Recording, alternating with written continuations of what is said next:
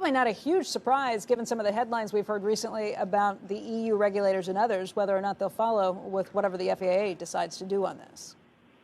Sure, yeah. So this is one of Americans pushed back about a month and a half is one of 6 delays this year from the U.S. carriers, among others. So it's no surprise. I mean, when we think about the MAX, we should have had 1,000 in the fleet by year end, and there's about 25,000 aircraft globally. So it's taking 4% of the gross fleet out of the mix. So it's hurting capacity.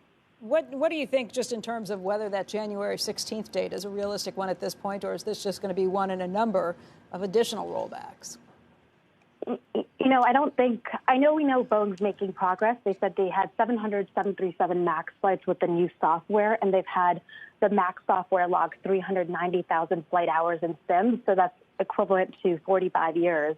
So they're making progress, that's clear. Whether the FAA and the Europeans and the Chinese approve it and the timing of that, I don't think anyone has any particular insights into that.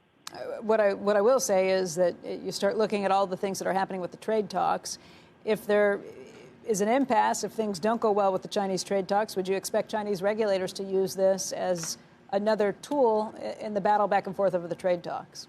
Sure. I mean, it's not, China trade doesn't help. WTO is not helping. So I think what you want to see is a global approval of the aircraft, because you don't want to have a staggered recovery where the U.S. approves it and it takes 6 months and it creates uncertainty for an aircraft. So I think you want to have global approval for the aircraft, or as close enough to it as possible, and just all the macroeconomic factors in trade is not helping that.